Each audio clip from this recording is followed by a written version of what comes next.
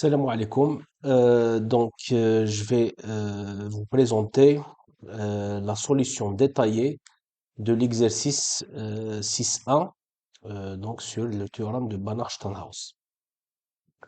Alors, qu'est-ce qu'il dit l'exercice? Soit UN une suite réelle qui satisfait la propriété suivante. Alors, la propriété, pour toute suite Xn, donc là il s'agit donc des suites réelles, pour toute suite réelle Xn qui converge vers 0, la suite ANXN converge aussi vers 0. La question, montrer que AN est borné, nécessairement borné.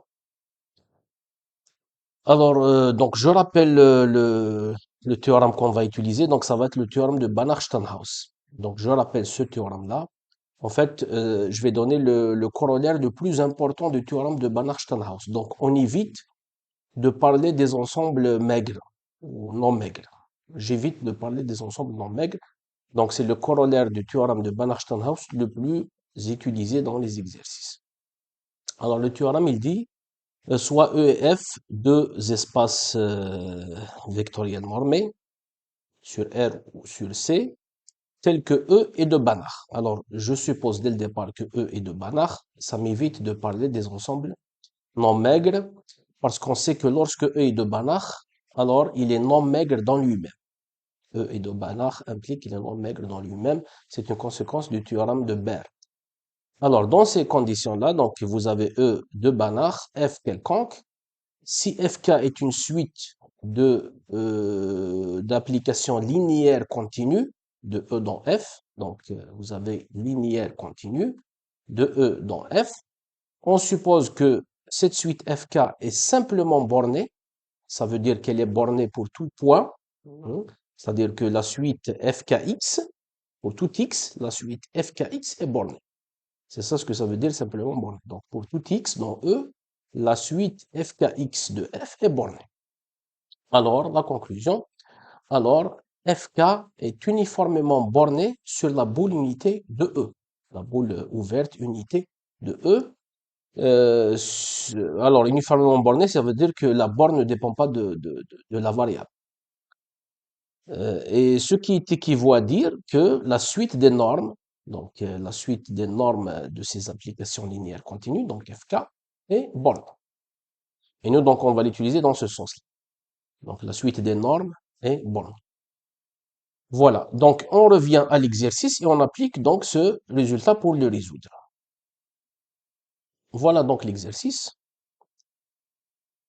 Alors, donc, vous avez une suite réelle qui vérifie la propriété. Quel que soit xn, une suite qui tend vers 0, la suite anxn tend vers 0. La question montrer que notre suite est borne. Alors, qu'est-ce qu'on va considérer? Bon, dans l'exercice, il vous donne une indication, mais j'évite cette indication parce qu'on m'a fait remarquer qu'il y a une solution plus simple. Donc, je donne la solution la plus simple possible. Alors, pour tout cas, euh, bon, je vais écrire peut-être en français ou en anglais. Bon, c'est pas grave. Bon, peut-être je vais mélanger. Pour tout cas, donc un entier naturellement nul, je considère, alors les applications à considérer, c'est les suivantes. Donc C0, C0, donc cet espace-là, il a été donné dans l'indication de l'exercice, c'est l'espace des suites réelles qui convergent vers 0. C0, donc c'est l'espace des suites réelles qui convergent vers 0 et qui est muni traditionnellement de la norme infinie, la norme uniforme. Donc c'est le sub.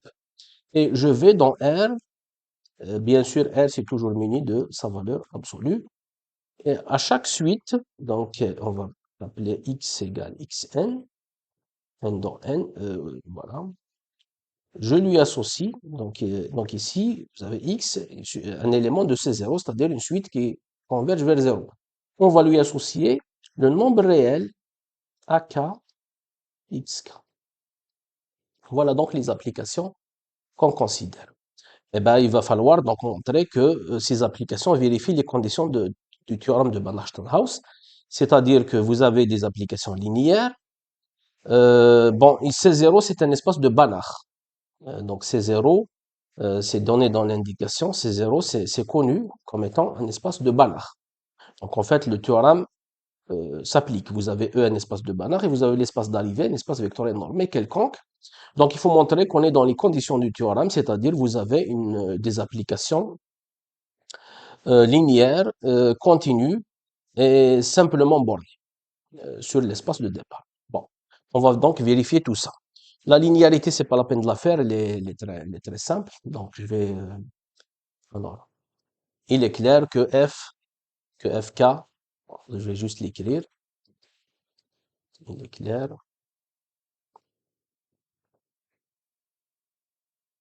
pour tout cas, l'application fk qu'on vient de définir est linéaire.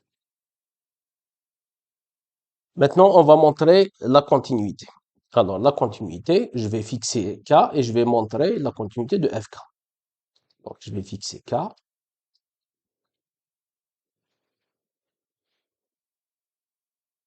Donc, fixer.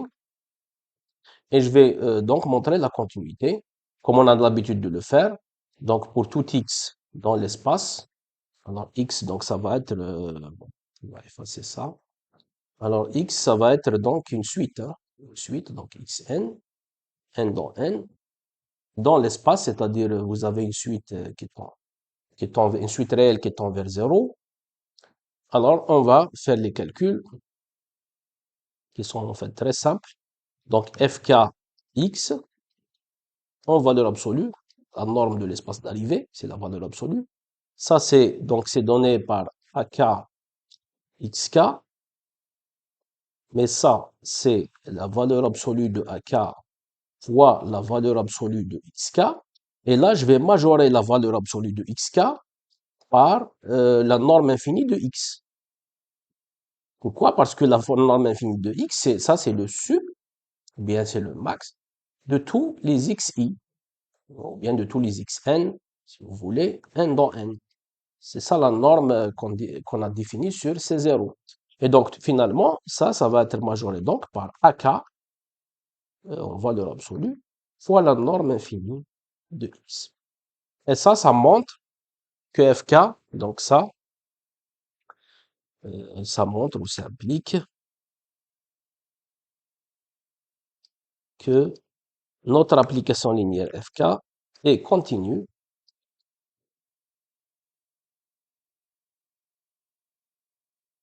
et que sa norme, donc sa norme, qui va notre norme de fk, c'est majoré par ak en valeur absolue. Voilà, donc on a vérifié la linéarité et la continuité. Maintenant, dans l'application du théorème de Banach-Steinhaus, donc le théorème de tout à l'heure, on a besoin en fait des valeurs exactes de ces normes. Donc il va falloir les calculer. En fait, on va montrer qu'on a égalité, c'est-à-dire que ces normes-là, la norme de fk, c'est exactement la valeur absolue de ak. Et donc, comme on a l'habitude de le faire dans les exercices, il faut trouver donc où les ces inégalités-là sont atteintes, hein. Donc, il faut voir où ces inégalités-là, donc ces inégalités, il faut voir où c'est atteint. Donc, il faut choisir des x particuliers qui vont réaliser ici l'égalité.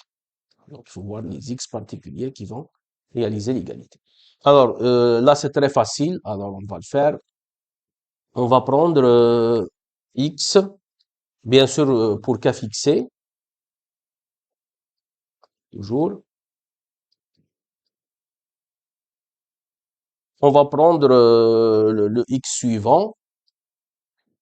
On va l'appeler, donc ça va être un élément de l'espace. On va l'appeler xk, par exemple. Alors, xk, ça va être quoi?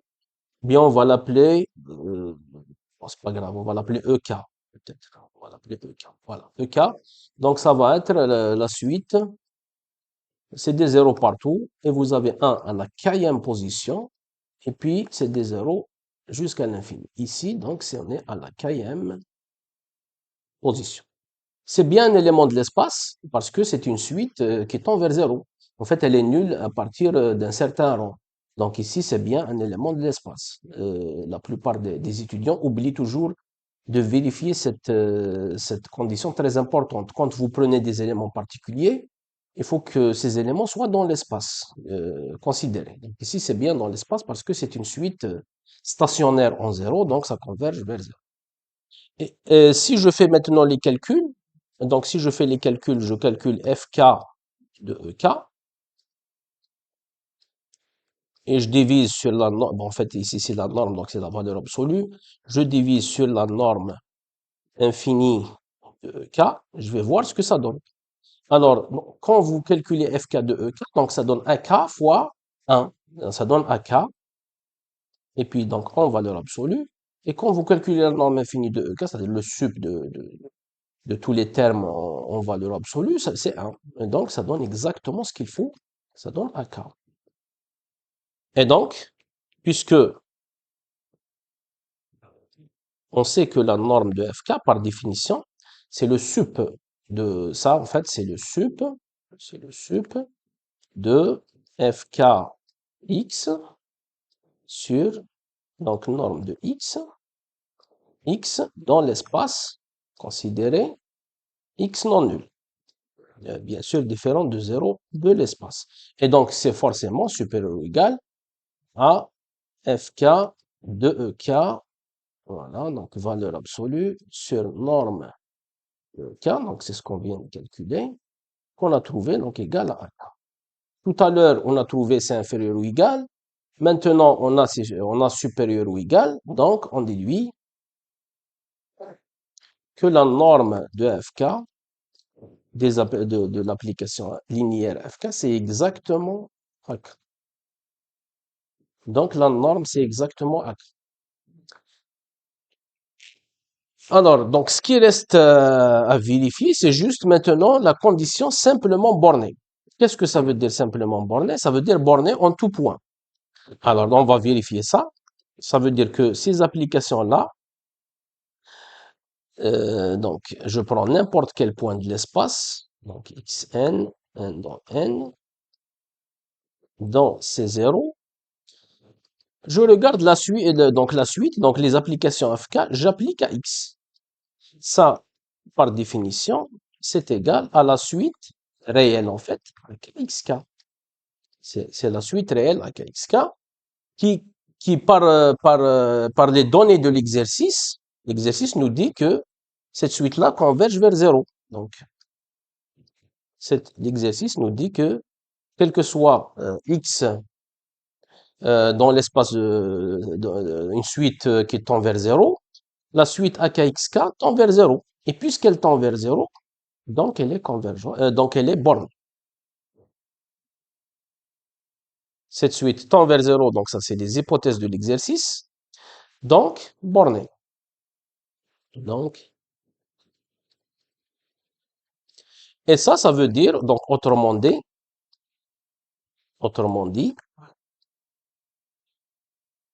ça c'est ça le fait simplement borné. Donc ça veut dire que la suite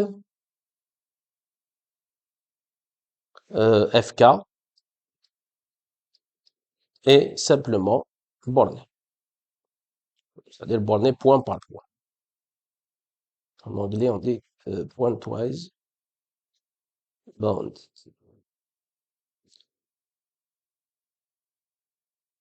Sur, bien sûr, l'espace considéré. Voilà. Donc, les conditions du théorème de Banach-Steinhaus sont satisfaites. Donc, on applique le théorème de Banach-Steinhaus. Théorème conclu. Donc, quelle est la conclusion du théorème de Banach-Steinhaus? Alors, la suite des normes est bornée. La suite des normes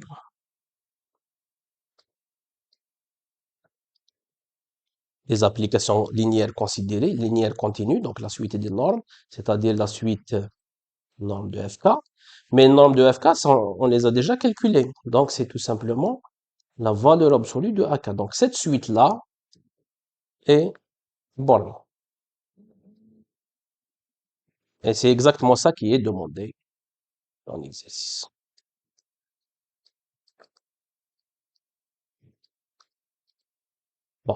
Donc, on termine ainsi la solution de l'exercice 6.1 de la série TT.